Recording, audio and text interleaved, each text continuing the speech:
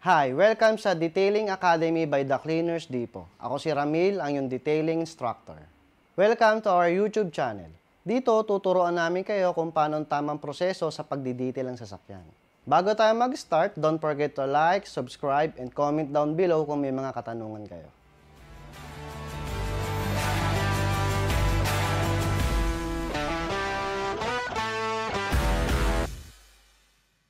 So, bago tayo mag-decontamination, kailangan muna natin gumawa ng checklist.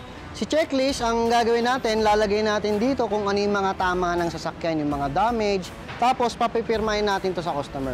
Pero bago tayo gumawa ng checklist, kailangan car wash muna natin ng unit. Kasi may mga duming natatakpan yung mga imperfection ng pintura or ng kotse. So, car wash muna natin. So, pagdating ng kotse, rinse muna natin. Para mabawasan na natin yung mga duming nakakapit sa pintura. Bago tayo mag-contact wash, magpi-pre-wash muna tayo. So, sa pre-wash, ang gamit namin dito si APC. So, kaya kami gumagamit ng APC sa pre-wash para mapalambot natin ang mga duming nakakapit sa kotse. Tsaka kung meron wax, para matanggal din natin. So, babad lang muna natin siya hanggang bumaba yung mga bula niya. Tsaka natin siya i-rinse. Kung mapapansin nyo, nag-clear na siya. Bumaba na yung mga bula. Rinse na natin.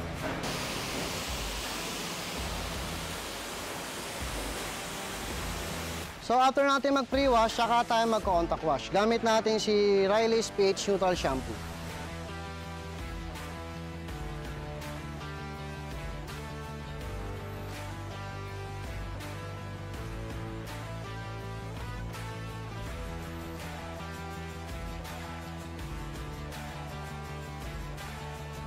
Kung kapansin nyo, tapos na namin i-car wash ang unit, tsaka tayo gagawa ng checklist. So, tara, gawa tayo ng checklist.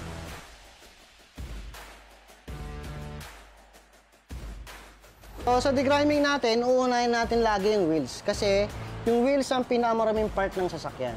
So, pag ganito na mapansin nyo maraming sobrang mga brake dust, spray natin ng Decon Iron. Si Decon Iron, pwede rin siya sa body. So, kung may mga iron deposit yung body, pwede kang gumamit ito. Kung wala naman, kahit sa wheels na lang. Ito yung napapansin nyo yung nagpo-purple, mga brake dust yun na tinatanggal niya. So, babad nyo lang to ng mga about 30 seconds to 1 minute, tsaka mo siya banlawan ng tubig.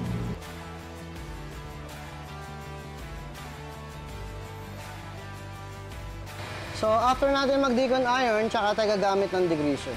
Bali, tinimpla ko na siya sa 500 ml na spray bottle. Ang dilution niya, minimum lagi, 1:20. Pero syempre, case-to-case basis tayo sa duming nilinisin natin. Pag matabang, adjust lang tayo ng chemicals.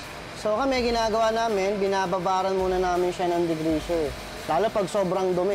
Para mapalambot niya lahat ng duming nakakapit. Para pag nag-contact wash tayo, mas madali na natin siyang matatanggal yung mga dumi niya. So inuna namin linisin yung fender liner. Top to bottom pa rin tayo lagi.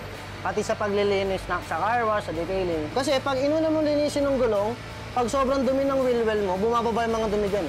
So lilinisin mo na naman, nadodoble yung trabaho mo. So pagtapos ng ng fender liner, tsaka natin babrushin yung wheels. Wheel brush na microfiber. Pero pwede nyo naman gamitin ng mga common na wheel brush, yung bristle type. Detail brush para sa mga lug nuts. Tapos, banlawan natin.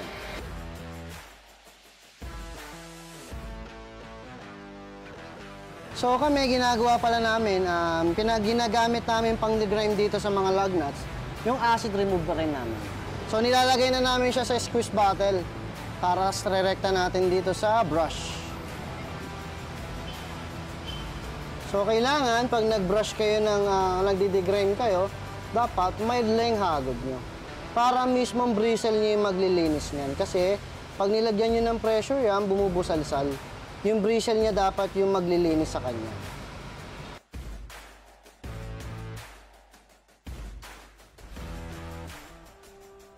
So, after natin mag-wheels, saka tayo mag-decontamination ng body.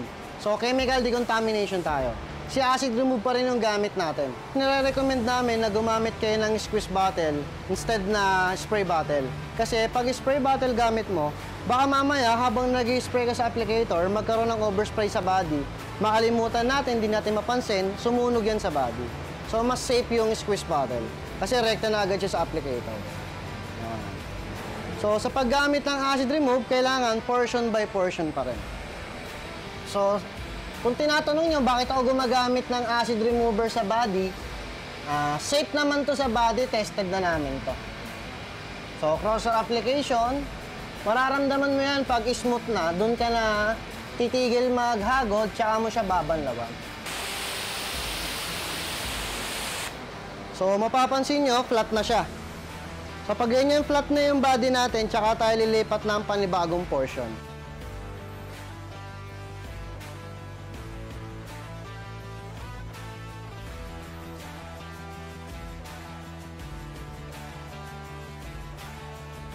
So kami, ginagawa namin, inuuna namin acid yung body.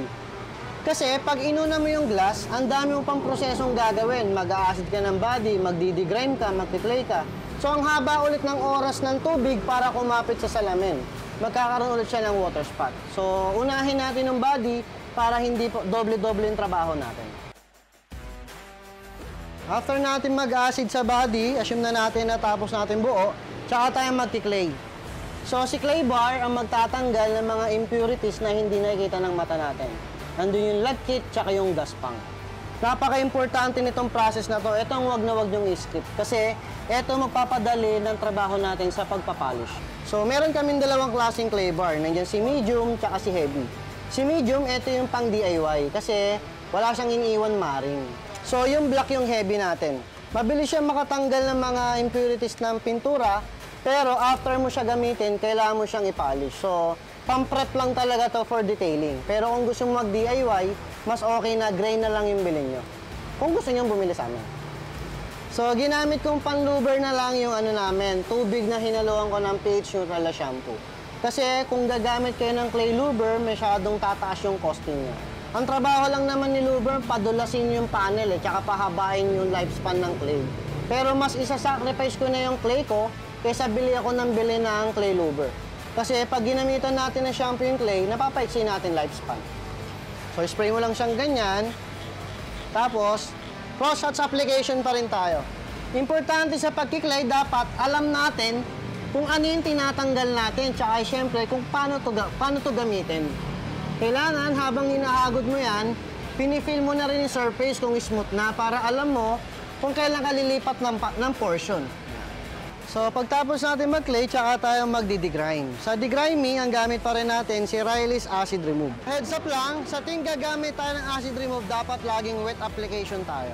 Yung tubig ang magiging kaibigan natin sa lahat ng chemicals na gagamitin natin. After natin mag-degriming, tsaka natin i-acid yung glass. So, gamit pa rin natin si Riley's Acid Remove. Ganun pa rin, 50-50 overlap. Tapos, cross-hatch application. Portion by portion pa rin tayo. So, heads up lang, wag kayong gagamit ng acid remove sa side mirror. Kasi masusunog niya yun. So, after natin mag-acid ng glass, tsaka tayo magsi-second contact wash. Kailangan natin mag-second contact wash para matanggal natin lahat ng residue ng chemicals na ginamit natin sa sasakyan. So, after ng second wash, dry na. Tapos, pasok na sa studio.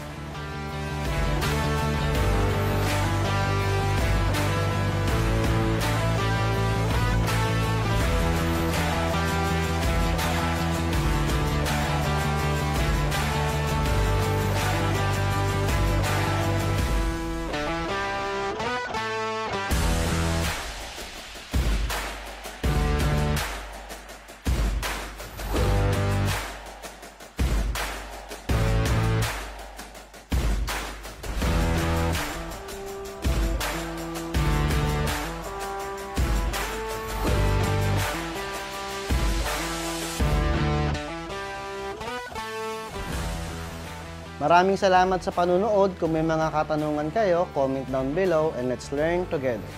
Don't forget to like, share, and subscribe. Again, ako si Ramil, ang iyong detailing instructor. See you on next video. Thank you!